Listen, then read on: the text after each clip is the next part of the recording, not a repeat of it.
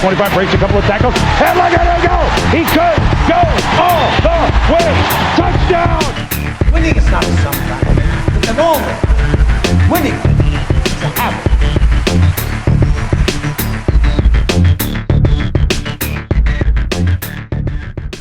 What's up, sports fans? Welcome back to another episode of Gut Check Podcast.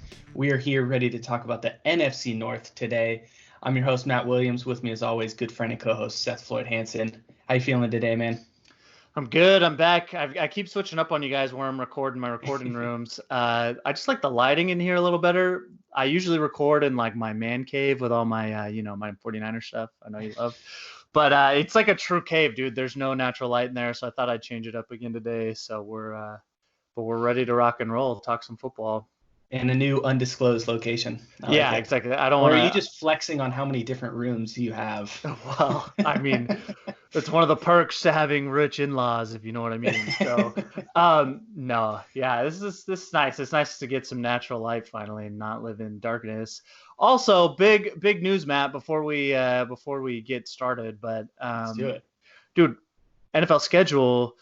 They announced being released on Thursday, which I think we knew it was coming this week, but we talked last time on the podcast a little bit. Like, I'm a big NFL schedule nerd. It's like one of my favorite things. Yeah. And we know, I mean, I know, I don't know how versed you are in this, but we know what the opponents are for each team. And we know that my 49ers are going to visit the Cowboys this year. And I'm curious what your, like, perfect scenario, like what situation do you want? Do you want this game to be a Monday night game, a Sunday night game? Do you want it late in the season, early in the season? What would you think? Or what's your perfect scenario? I never want Monday night games. I'm sorry, like just Mondays, it's just not good anymore. And we talk about this a lot. Yeah. Because you're so pumped for Sunday. Like you're waiting all day for Sunday. You have to wait another day. Like, get out of here with that, all right? I agree. Monday night is super over. Like it's fun, but it's overrated. I'll take a Sunday afternoon game over Monday night anytime. Yeah. I wouldn't want Thursday unless it was Thanksgiving, but I would like to win a Thanksgiving game so we don't need to play the 49ers. I'm not calling it a loss right now, but I'm going to be too stressed going into that, and I'd like to be in a good mood on Thanksgiving. Sure. So like I think Sunday nights are perfect for that, right? I can meet Chris Collinsworth, don't need to listen to him talk about here's a guy. And then probably a little later in the season because I think McCarthy's going to need to get over a couple hurdles and stuff like that. So let's go a little later. The 49ers will probably be banged up, always injured. Maybe their whole team will be wiped out by the time we play them late in the season. So that's funny. It's because we just play such a physical brand of football. Sometimes we're our own casualties. No, I agree with you. I know. Right? I agree with you. I do think this is going to be a primetime game. It for sure will be a classic. If it's not primetime, it'll be a classic game of the week, afternoon game. One of the only, you know what I mean? Don't want it to be Monday night. I'd love a Sunday night game. I would love a Thanksgiving game for this. But the problem is the NFL doesn't do great matchups on Thanksgiving. And I think that's because part of football or part of Thanksgiving tradition is watching football. So we're going to watch no matter what the matchup is. And so they don't necessarily want to double up and waste it because the ratings are going to be good anyway. So actually last year's wasn't bad. Bills, Cowboys. I know that didn't go your way last year, but I don't think the NFL was anticipating it being like a good matchup, but then it ended up, you know what I mean? So that's kind of what it is. My one, like I love the Thanksgiving. That's like one of the first things I look at is who's playing on Thanksgiving because it's one of my favorite holidays. Please, NFL, stop that. I love that you give a third Sunday night game Thursday night game on Thanksgiving. Stop giving it to a dome team. Thanksgiving is like cold weather football. Like that's what I want to watch. I'm tired of watching the Saints and Falcons play in a dome on Thanksgiving night. They played like a handful of years ago back in 2011. The Niners played the Ravens on the road in Baltimore, cold weather game. Like that was awesome. Like give us a cold weather game. That's what I want to see. I don't want to see like an indoor game on Thanksgiving night. I'm like picky about that, but that's how I feel about it. I love cold weather football. So such a niche thing to be picky about, but I know. I love it, man. Let's get let's get an AFC North game. I think they've had awesome. the Steelers and the Ravens before. Wasn't it I want to say it was a Thursday night Thanksgiving where Tomlin was like on the field when the Ravens with that kick return, right? And he just like sidestepped it. Yeah. I would Ravens Steelers on Thanksgiving night. I would love that. That would be awesome. Or like I would love Cowboys going to the Eagles, but they won't play that night. So maybe if like the Redskins are having a better year, that's the kind of thing the NFL would do, is they'll go Eagles Redskins because it's not the best matchup in the world, but maybe the Redskins will surprise some people. But anyway, I just want it to be cold. That's like the only thing I want. I just want it outdoors and cold. So yeah, because Detroit's always playing, but they're in a dome as well. They're in a dome, so yeah. It's good stuff. Yeah, so we'll keep an eye out for that schedule. We do record on Thursdays. We'll record again this Thursday, so maybe we can time it up with the release and kind of do a live release or something like that. That'd be fun. Stay tuned. Hey, it's a teaser for you fans out there, the hundreds of fans watching now. I know. We've really we've taken that dip. The first 2 episodes crushed it, but we got to figure something out here. Yeah, I think it's just the lull, or we're not as entertaining anymore. We'll see. Man, it's all right. But as promised, we're talking NFC North today after our AFC North recap last week. So quick review from last year. Packers won the division at 13-3. Vikings squeaked in the 6th seed at 10-6. And then the Bears 8-8. Detroit Lions rounding it out at 3-12-1.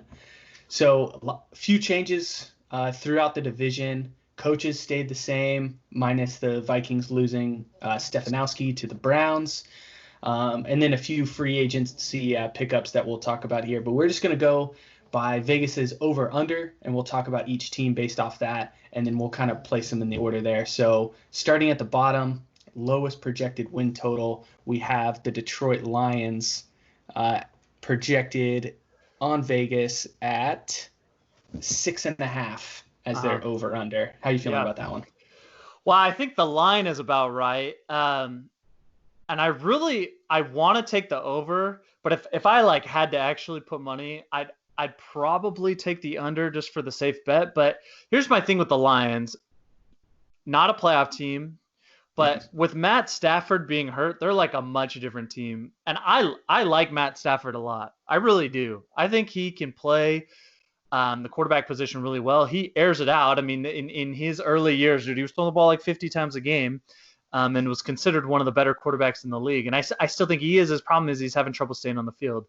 I'm going to do this projection with the assumption that Matt Stafford's going to play the whole year. So if you got Matt Stafford playing, you drafted Jeff Okudah, dude, the DeAndre Swift pick for them is pretty solid. I think it's pretty good. I think Kerryon Johnson is all right, but I think DeAndre Swift is going to come in and probably be like their lead guy, but Kerryon Johnson is still going to get on the field a bunch. But I think that combination of things, and of course the biggest X factor being Matt Stafford, like just for this podcast, I'm going to take the over and say they get to 7 wins. I really do. And part of that is because the rest of the division that I'm not super high on, like I think there's some chances there that they're going to squeak out a couple wins. Matt Patricia, like the problem for Lions fans and Lions Nation is if they get to 7 wins, like Matt Patricia's coming back. You're going to, you know what I mean? Like you're going to, it's going to be enough to be like, oh, we're going in the right direction. Matt Patricia must be the right guy. I'm not a Matt Patricia believer, but I think what did they go? 3-12-1 last year. Mm-hmm. Like they blew that game against the Cardinals. They had it won, and then they let him back into the game to tie. But Matt Stafford getting hurt, I mean, it's just, it was kind of a wrap on the rest of the season for him. And maybe it works out because they're going to have Jeff Okudah, kind of like the Niners they were better than a 4-12 team a couple years ago, but Jimmy Garoppolo gets hurt, and then they end up with Nick Bosa, and like it works out for him. So maybe Jeff Okudah can be that guy for him. But yeah, so I'm going to officially take the over. I'm going to say they go 7-9, and I'm going to say they finish 3rd place in the division. That's my little teaser. Okay. All right. So we're varying a little bit here. I'm going to have them finishing 4th, but I think it's a close 3 and 4 here. I'm taking the under. sort of for the same reasons you said, but I just don't think Stafford's going to make that much of a difference. I think he's a good quarterback, but he's on the decline, I think, and I don't think you can just rely on him as much as you want to anymore. And I think they're still going to do that in the offense. Matt Patricia is a defensive guy, but it doesn't seem like they're going away from the run and gun sort of offense, right? Mm-hmm. So they lost Darius Slay, but then they pick up Jeff Okudah and Desmond Trufant. I think they're kind of breaking even there on the defense. I don't know if they've made enough improvements through free agency on defense to make a bigger jump. So I have them right at like 5-11. They will be better than last year, again, barring injury. Mm-hmm. But I don't see them making a big jump still with Matt Patricia. So I think this is going to be his last year. They go 5-11. I think they fire him. I think they move on. The tough part is it's hard to attract free agents in Detroit. I don't think a lot of people want to live there and play there because they're not a playoff team. They're not a winning franchise. It's the same Cleveland, Cincinnati kind of vibe, right? So they need to do better in the draft and building that team up from the ground up. And I don't think Patricia's the guy for that. Well, they definitely got to. You're right. No one. I mean, people. Detroit's not like a hot destination, right? Unless you were from there originally. Like people aren't trying to go to Detroit, so you've got to draft people. You got to build a winning culture, and that's your best opportunity at attracting free agents. But football really is built through the draft. Like the most successful teams do better. It's not like basketball or baseball. I was like all in on the Matt Patricia hire when he first went there because I loved what he did in New England, but he has not been good. And the reports coming out from like Darius Slay and other guys who have played for him like are not good. And I hope you're right. Like I do think he needs to be out of there and they just need to stabilize there a little bit. They got to start thinking about the quarterback of the future because I like Matt Stafford, but you're right. Like he's getting old and his best football is probably behind him. And so who knows, maybe he'll be on the market next year. But that's kind of the season you're expecting. Regardless, even if they finish fourth, if they finish third, it doesn't matter. They need to start thinking about the future, especially the quarterback position. Yeah. So real quick, there was a lot of talk before the draft about the Lions staying at number 3 and getting Tua. Would you have liked that pickup?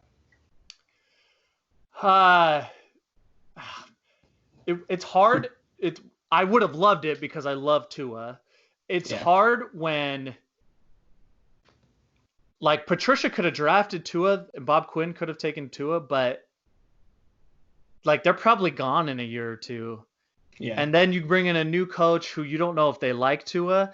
So like I probably wouldn't have from that standpoint. Like when you get a new coach, you want them to bring in a quarterback that they like, that they're like loyal to and they're all in. Or otherwise you get this Rodgers LaFleur situation, which we'll talk about. But I mean, I would have liked it. I'm happy for Tua that he's not going to Detroit, if that makes sense. But for Detroit, it would have been a solid pick. You still have Stafford to maybe see if you can bump this thing up a little bit. But I don't think anyone thinks Detroit is coming close to contending, even with that extra wild card spot this year. Like I just can't see that happening, So overall, like they probably did the right thing going to Okudah and trying to shore up the defense a little bit. Yeah, no, I think that makes sense, and I think that's a really good point. A lot of times, the coaches, the GM who draft a quarterback aren't there when the quarterback is really in his formidable developing years. I mean, you're seeing it now in Washington with Ron Rivera coming in, new general manager coming in as well. They didn't pick Dwayne Haskins. What do they do with that? So it happens a lot, and I think that can really undermine a quarterback's development because anybody who comes in, they want to leave their mark. Just like you said with Matt LaFleur and the Packers. So yeah, I mean, I think it makes sense like that. I would have understood the Tua pick because you still had Stafford for a year to try to help Tua get healthy and all that. But you do need to start building towards the future if you're going to do anything. I don't think Stafford's going to be the way to a Super Bowl with this team anymore. Sure. No, I agree. And I hope they have a better year. They're one of those teams that I kind of find myself rooting for when they're on TV. Yeah. But I don't know, man. I'm not sure what Matt Patricia's doing. Yeah. So next team up, we have 2 that are tied, according to Vegas with over/under. But we'll start because I think this is the team you have in fourth here. The Chicago Bears, 8.5 is their over and under. Sounds like you're going to take the under. A hard under. Like low. I'm going low. And my thing is you've called it in on, you're throwing in the towel on Trubisky. Yeah. You didn't pick up his 5th-year option. You traded for Nick Foles, which that in itself is so mind-boggling to me. Why on earth would you, I think they gave up a 4th-round pick or a 5th-round pick. Why would you trade for him and pay his contract for what? He's not good. He's not good. He's either hurt or he sucks. And that's like harsh, but like show me what he's done outside of Philly. Like he's done nothing. He's bad. Like I honestly, Matt, and I think I know what you're going to say, but would you rather start a game with Nick Foles or Mitch Trubisky at this point? In Chicago. Honestly, I guess Trubisky. I don't want either of them.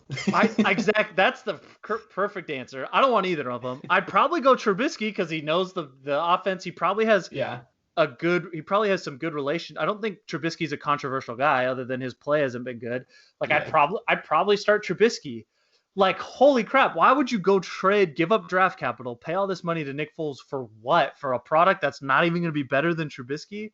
Like you could have gone out. Like, I think they were in on Teddy Bridgewater. Didn't work out for him.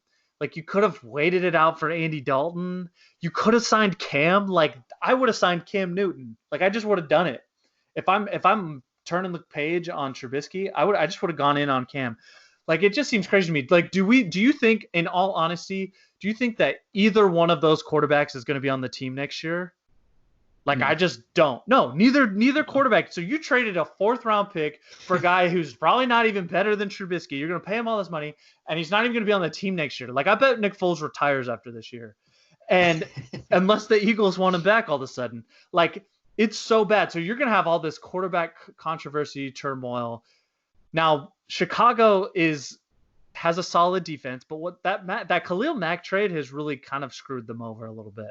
Yeah. They're not in a position where they're getting any better. You have 10 tight ends on the team. You drafted a tight end with your 2nd-round pick, the first pick you had in the draft, and they're just not going anywhere. And they just haven't had a chance to rebuild because they traded away for Khalil Mack. Now, the Khalil Mack trade looks worse because the one year they went 12-4, but then they lost to the Eagles. To Nick Foles, funny enough, in that playoff game. Like, it would have felt more worth it if they had won and done something in the playoffs, but they went one and done. 8.5 is way too high. Like, I'm thinking they're like a 5-win team. Could be even worse depending on really what happens. But this is going to be one of those years where, like, last year we kind of expected a lot from the Bears because the year before they'd gone to the playoffs. It was pretty disappointing. Yeah. Like, if you're 4 games in and you're 1-3, or you're 6 games in and you're 2-4, like, guys, like, I don't care what your talent level is. You start playing different when you know the season isn't going how you were hoping, and you don't play as hard. And trust me, because I played it 2 years in college. Like, you have all this hope for the first couple of weeks, and then when the writing is on the wall, it's hard to keep playing hard. And so you could see, man, if I'm the Bears, like, you could see things getting bad early. You could see Matt Nagy being on the hot seat real quick. Like, if Matt Nagy isn't here after this year, like, I wouldn't be shocked. So I'm taking the Bears to finish last place, like 4-12, 5-11. Like, I truly believe that, and it's mostly because of the quarterback play. Yeah. I mean, I'm not confident in Mitch Trubisky or Nick Foles. Exactly what you said. Like, Nick Foles had that good year in Philadelphia. In that system with those coaches, that was the only time he's really been successful. Other than that, he's been a backup quarterback. And heck, yeah, he got injured in Jacksonville, but even when he was coming back, he was getting beat out by Gardner Minshew, who was an undrafted free agent rookie, right? And I mean, Minshew's great. We like him, right? But he's not tearing up the league necessarily, right? I wouldn't say great. I wouldn't say great, but I mean, he's good, right? I mean, he overperformed. He did well for a rookie quarterback, but he didn't lose his job to Patrick Mahomes, is what I'm saying, right? Sure. So Nick Foles is at best a very solid backup, which is valuable, but I don't think you don't give up a 4th round pick. You don't throw that kind of money his way for a backup. So you have to be thinking it's going to be his system. What the reports are coming out right now is if they ever get to some sort of training camp, it's going to be a completely open competition. It's equal reps. Trubisky and Foles, they're going to go at it. Best man wins, gets the job, and then they move forward from there. But like we've already talked about, what's the better apple, right? Like maybe Nick Foles edges out Trubisky, but does that mean they get 10 wins versus Trubisky's 8? I don't know. I doubt it, right? So I have them finishing 3rd because I still think there's just more talent on that team than Detroit. But I will also take the under on 8.5. There's no way. I mean, their best case scenario, they go 8-8, which is still the under. But I think more realistically, they're 6-10. Where I had Detroit at 5-11, so it's pretty close at the bottom there. Those are two pretty, I think, sort of generous estimations for both of them. But I don't think the Bears are going to compete right there, and I think there's just going to be a further gap between the top 2 and the bottom 2 in this NFC North right now. So I'm just thinking, what possessed them to go for Nick Foles instead of like an Andy Dalton? Now I'm not saying but I can justify giving a 4th round pick for Andy Dalton. Like I can because he's proven that he can play a full season and be successful. Like he's done that in Cincy once or twice. It's just unforgivable. And then I don't know, dude, Cam Newton's on the market. You're paying Nick Foles all this money. I'm sure you could have gotten similar money for Cam Newton without giving up a 4th round pick. Though it's probably fine you traded away your 4th round pick because you would have picked a tight end anyway, and that's not going to help your team. So maybe it was fine, but I don't know. I just don't understand what they're doing. I just don't get it. And I think they're coming to a new coach, new quarterback. Like maybe they're in the Trevor Lawrence sweepstakes, who I can't imagine isn't the number 1 pick next year, but that's way too early predictions. But I just assume he's going to be the top quarterback off the board. And so that's what I'm expecting for the Bears this season. Yeah. And you kind of hinted at it with their free agency pickups. I don't think they got much better. They got Jimmy Graham, who is ancient, and another person Mitch Trubisky can overthrow. And then they got Robert Quinn, who came off a good year with the Cowboys, but he didn't have a lot of great years in Miami before that. He really sparked and had one good year in the Cowboys. I don't know that he's going to replicate that.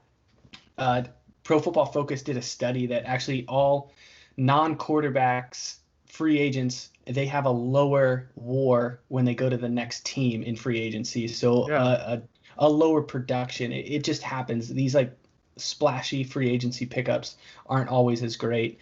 They lost HaHa Clinton-Dix, Prince Amukamara, wide receiver Taylor Gabriel, and then guard Kyle Long retired as well. So I think they just lost more than they gained overall. So if you're 8-8 with what you had last year, you haven't gotten better in the draft or free agency. I don't see how you're going to be better than 8-8. Yep, agreed. Yeah. All right, so the next team that's also tied at 8.5 wins, Minnesota. As I said in the intro, they lost their offensive coordinator, Kevin Stefanski, who's now the head coach of the Browns. And then their biggest loss, it was Stephon Diggs going to the Bills. 8.5 wins. Where do you have them? 8.5. That's their line. That's what I'm seeing. Yeah. 8.5. I think I saw 9 somewhere, but I might have been looking at somewhere else. Either way, I'm taking way over. Okay. Yeah, I'm real high on the Vikings. I think losing Diggs and gaining Justin Jefferson. Now, Jefferson right now is not Diggs. I'm not trying to disrespect Diggs, but I think Diggs' attitude was an issue. I don't think he was real happy to be there, and I think Justin Jefferson is. I think he's just ready to ball out and show what he can do. Athletically, I probably like Jefferson better as an athlete, and so I like what he's bringing to the receiver core. They also Jeff Gladney is going to be a good pickup. And then Ezra Cleveland, who I forgot to talk about during our draft recap, but Ezra Cleveland is a very good tackle out of Boise State who's going to be really good. They also have Gary Kubiak as their offensive coordinator, who he just loves to run the ball. I'd be more worried about the Vikings, I think, if they had some young, up-and-coming, unproven guy to take over, because you just don't know what you're going to get. Sure. But I like Kubiak. Like, Kubiak has had some success as a coach, as a head coach for sure, as an offensive coordinator. They're going to run the ball. I think what they're going to do is really good. Now that could go both ways. Maybe Kubiak isn't adapting as much. Like, he's an older guy who might be a little older school, but I just like what he's going to bring to the table. And with how bad the Bears are going to be, and I don't think the Lions are a real big threat. Like, I think the Vikings have a real chance, and I'm going to pick them to win the division. Like, I think they are an 11-5, 12-4 team. Because I think we're going to get to the Packers here in a second, but I'm really low on the Packers, and it's put up or shut up time for Kirk Cousins. I know they went to New Orleans and they won that game, and that was like a good thing. That was probably like Kirk Cousins' biggest win in his career. But like, if you can't win the division, like, why did you give him this fully guaranteed contract? And you kind of know what you're going to get from Kirk. So maybe it's the coaching staff that just needs to do a better job of like putting him in a better position to win. But I like the pieces. I guess I'm just saying I like the pieces they have, and I think this is the year that the Vikings win the division at 11-5, probably 11-5. 12-4 might be a little reach, but 11-5, like, I feel confident about, because they did all the right things, I think. Yeah. No, I think you hit on it, that they lost some pretty big pieces, but they had a good draft. A lot of people analyzing their draft said, they were one of the better ones coming out of it. I don't think they did enough on defense. They did lose some big pieces. Like, Everson Griffin is a key loss there. Xavier Rhodes. I think, but Gladney hopefully can come in there and start playing right away. So I'm with you that I'm going to take the over. I think 11-5, 10-6 is kind of where I'm sitting at. I don't know if they're going to win the division, because I'm with Cousins, right? Like, I just don't know that he's going to overcome beating the Packers when it comes down to it, because the schedule hasn't come out yet, but they're going to be playing the Packers either week 16 or week 17. Like, they just have to be playing them one of those 2 weeks to make it come down for that division, right? So I don't know if that's going to happen. They were 10-4 last season, and then they lost 2 straight, when really if they would have gone to 12-4, they could have won that division. But the Packers pulled away with it, with Green Bay able to win 5 in a row to finish out the season there. I don't think the Packers are going to be 13-3, but if it comes down to it, neck and neck, head to head, I'm still going to lean Rodgers over Cousins. Yeah, you're absolutely right. It's time for Cousins. He's getting his paycheck, not just the fully guaranteed, but Minnesota is ready to throw more money at him. They're all in on Cousins. I don't know if he's going to be enough to just get him the division. So I'm going to stick with them in second place. Unfortunately, they're probably going to be 10-6 again. I just think that's kind of their cap with Cousins. I don't know that he's going to win the big games. That's always kind of his knock, unfortunately, but that's where it is. The best thing that the NFL could do, the biggest gift they could give Kirk Cousins, is when that schedule comes out on Thursday, no primetime games. Make him play the early Sunday game every week, and he'll do just fine. I definitely see what you're saying, and I think more like, when I look at the 2 teams, I think the Vikings didn't take a big jump, but I think they got a little better. Like, I just liked their draft, and you're right, there are some defensive pieces, but I always think a team has a plan. Like, they let Everson Griffin go, they must have some plan in place. I think they're a well-run organization that I don't think they would just let him walk without anything, a plan to replace him. It's my thing with the Vikings is more about what I think the Packers are going to do this year. And that's the biggest one for me. And I'm rooting for Kirk. Like, Kirk is a really likable guy, and I want him to take that next step, which would just be winning the division, just win the division for me. big win against the Saints. I mean, they got dismantled by the Niners in that second round, but like big win against the Saints, which is big for Kirk, I think, in his confidence. So maybe that'll roll into next season. Yeah, it could. And I do like the Kubiak hire. I think it's going to help Dalvin Cook in that run game. I mean, Kubiak's known for that zone run. He turned Arian Foster into an all-pro coming out of nowhere. So a better offensive line with their draft picks, Dalvin Cook staying healthy in his own run game. I think that could really help. And I think that should help Kirk Cousins as well. Yep, definitely. All right, so Packers, rounding it out, they are at 9 wins from what I'm seeing. So really it's pretty close throughout the NFC North as far as lines go. But the Packers, we talked a lot about them. We didn't like their draft. A lot of talk about Matt LaFleur, Aaron Rodgers, Jordan Love. So how do you have the Packers finishing? So what I saw on OddsShark is where I was looking. They have them at 9.5, but okay, I'm taking the Packers at 9 wins this year. So if it's 9, I'm going to say they push. If it's 9.5, I'm taking the under. And we've talked a lot about this. We've dissected it with the draft. And after having about a week or whatever to think about it, like here's where I'm at with the Packers. I get what they are thinking. Now I don't agree with it. I wouldn't have done it, but I get what they're thinking. And I sent that thing to you that talked about like some inside information kind of on Matt LaFleur. Like he has a system. His system is very much like Shanahan's system. He's a Shanahan disciple.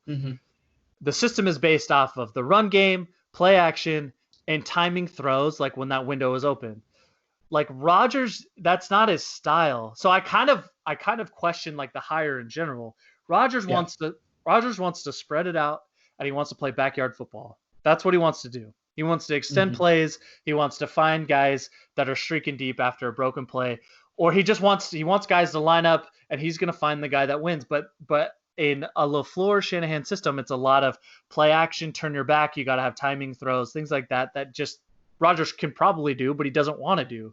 And in his eyes, he's earned the right to do what he wants. And so LaFleur is frustrated because it's making him look bad that the offense isn't playing very well. But in his eyes, the offense isn't playing well because Rodgers isn't running it. He's calling audibles at the line. He's just doing his own thing. And so I don't blame him from that standpoint.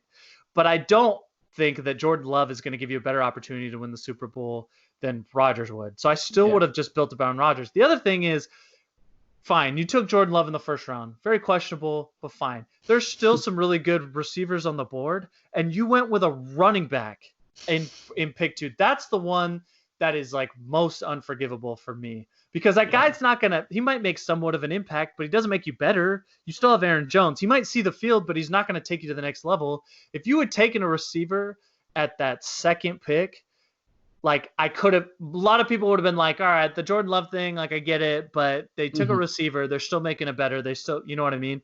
But it just didn't happen that way.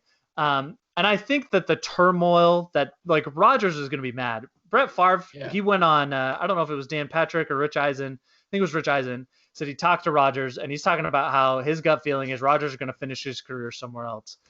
And like that, Rodgers is a petty guy. Like he's going to hold a chip on his shoulder. Like he's not going to be happy about this. So as soon as they start the season 2-2, 2-3, like he's going to be mad and he's going to be upset and he's going to be frustrated. And this whole thing, if you don't like who you're working with, generally the product suffers. And so I have the Packers like 9-7. I mean, they could be 10-6, but I think they finish behind the Vikings. And I think they're going to be like last wild card spot, that new number 7 seed. Like they're going to slip right into there. And I think they're going to go one and done in the playoffs. And then this whole thing is going to blow up. What do you think? And then I have one more thing I want to say about Jordan Love, but I want to hear what you think. So I've already kind of hinted at that. I have the Packers winning the division. They're not going to be 13-3. I'm going to give them a little bit more credit, and I think the 13-3 wasn't a fluke. Now, it's just way too hard to recreate that regardless of how good you are, because 3 losses is just so few, right? So I think their absolute best is 12-4, but they're probably 11-5, and I think they just edge out the Vikings like I've talked about. That's giving a lot of credit to Matt LaFleur. That's giving credit to Aaron Rodgers.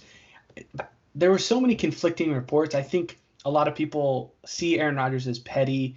They don't like his personality. I think that's validated. Matt LaFleur was a new coach coming in, trying to change Aaron Rodgers. And so naturally, they might have butted heads. They're both, passionate, motivated guys. And I think the media maybe overplayed that more than it actually was. Because if there really was true dysfunction, I don't care how good you are, you're not going 13-3 if there's absolute dysfunction. Now, the other side of that is, yeah, there could be something with this Jordan Love pick that truly sets Aaron Rodgers off. If you compare it to when the Packers drafted Aaron Rodgers, when they had Brett Favre, they went 4-2 that following year, and Brett Favre had his worst season of his career. I don't think that's how Aaron Rodgers is going to respond to this. I think he's going to play well, and I think he's going to play hard to prove that he still has something in the tank. Now, they still could go one and done in the playoffs, and then that's it for Aaron Rodgers. But I think they have enough talent, and I think Aaron Rodgers is still better in his career right now than what Brett Favre was. So I don't think it's a completely fair comparison to say that, they're going to completely fall off or go 4-12 or anything like that. To talk a little bit about your point, Matt LaFleur has this timing, play action, run first, kind of set up the pass system. I get that. But yeah, I definitely question the hire then. You have a Hall of Fame quarterback. You have one of the best quarterbacks in the league right now. Why are you not trying to support that and build around that instead of just, I don't know. I just don't get that. And as a GM, I wouldn't buy into that system either. I would say, hey, I'm hiring you to coach the team that you have, not try to force your agenda onto the team that I've put on the field for you. You know what I mean? So GM, head coach better be on the same page and say, hey, this is the talent you have. This is the team you have. You coach them. I think if you look at any of the great coaches, they might have a system, but they tailor their system to the players you have. Mm-hmm. If you have a running quarterback, you set up run options and you run with him, right? If you have Peyton Manning, you don't run the option with them. Right. So that's the part that I just don't really get and don't really understand. So, yeah, we'll see what happens here. I think winning the division or not winning the division, if they don't win the Super Bowl, then Aaron Rodgers is probably out. I think that's sort of the only thing that's going to keep him there and keep him the starting job. If they get out in the playoffs, any level, they're probably going to move on to Jordan Love. Well, so I want to go back to your point about offenses and tailoring your system. In football, there's not just one offense that is better than all the rest. It's just not otherwise everyone would run the exact same offense. Look at the Super Bowl. The Chiefs and 49ers ran the exact opposite offenses, but they're both in the Super Bowl. Both the Niners had a shot to win it. Either offense could have won it. So to think that we have to bring LaFleur in because that system's so great, not necessarily true. Because you could have hired someone who has an offense more to Rodgers standards. The other thing, before we get to just Jordan Love, you also you couldn't stop the run last year. Yeah. Couldn't stop the run. You didn't draft a defensive lineman to plug up the middle a little bit, at least not on an early pick. I don't remember their whole draft, but I know in the first 3 picks they didn't take anybody. You also lost Blake Martinez, who was a tackle machine, and maybe you feel like sometimes those numbers get inflated because if your defensive line is really bad, then yeah, your linebackers are going to make a lot of tackles, but still he produced a lot. Mm-hmm. You could have, we talked about this. You could have taken Patrick Queen. He was still on the board and he would have filled that need that you had. Losing Blake Martinez is a big deal if you ask me. So pretty head scratching there. I don't know what their plan is. All I know is you play the Niners again this year, and I expect the exact same outcome that we had the last 2 times they played because you can't stop the run. Whereas the Niners added the best left tackle in the league, and their offense is probably just going to get better as they progress. Anyway, so I just head scratching move. Now for Jordan Love, I'm not the biggest Jordan Love fan, but I do like where he went. And I'll say this because if LaFleur is effective in implementing this system, what the Niners do, the Niners system, Shanahan system is the kind of system that he would do well in. Cause I don't know that I trust him to line up 4 or 5 wide, make the read, and make the throw. Like, I just don't. Yeah. Whereas, like, Jordan Love is going to be like a Jimmy Garoppolo to me, and I love Jimmy G. Not a top 5 guy, but in a Shanahan system, like, he's, I would dare say, a Pro Bowl caliber quarterback. At least I think he's going to prove that this year, because half of his throws, or I would say 60 to 70% of his throws, are to guys that don't have anybody within 5 or 10 yards of him, because play action is set up so well. So I think that Jordan Love, if he buys into the system, this is a great fit for him, as he just commits himself to learning the system and knowing it inside and out. Like, if they can set up play action, Jordan Love is going to be a very productive quarterback in that system. He's probably going to be more athletic than a Jimmy Garoppolo too, so that's going to add another dynamic to what they can do in the offense. Problem is, you're 2 or 3 years away from even seeing this, most likely, and so it just feels like a waste. But for the quarterback himself, like, he didn't ask to be drafted by Green Bay. He just wants to go to the league, and he was a first-round pick, and I think he went to a pretty decent spot. I really do. Yeah, so he did, but my problem with that is, if you're not asking your quarterback to do everything on the field, then don't draft a first-round quarterback. Don't trade up for a first-round quarterback. Yes. Yeah, I totally see your point. He could play that offense great. He could, make the 1 or 2 reads he needs to, play action. I got it, right? Get that in the 4th round. You can get that. Any quarterback in the 4th or 5th round who played Division I football can do that. Jacob Eason can do that. Jake Fromm can do that, right? Like, any of those guys that went later, and don't trade up to get a guy in the 1st round if you're not asking him to be Patrick Mahomes, Tom Brady, Aaron Rodgers, Drew Brees, right? So, I mean, that would be my biggest concern. If your star of your offense isn't even your quarterback, it's your running game and it's your play action pass, then why are you wasting a 1st round pick on it? Go get him a stud wide receiver that he can throw to, right? Sure. Go get him some protection. Go get him a strong defense that keeps him in the game. So those would be my concerns with all of that. No, and I don't disagree. I mean, heck, you could have drafted a receiver that was still on the board and then gone Jalen Hurts in the 2nd round, like traded up to make sure you grab Jalen Hurts. Like, I would put Jalen Hurts on the field before I would put Jordan Love on the field, even though Jordan Love probably has a higher ceiling.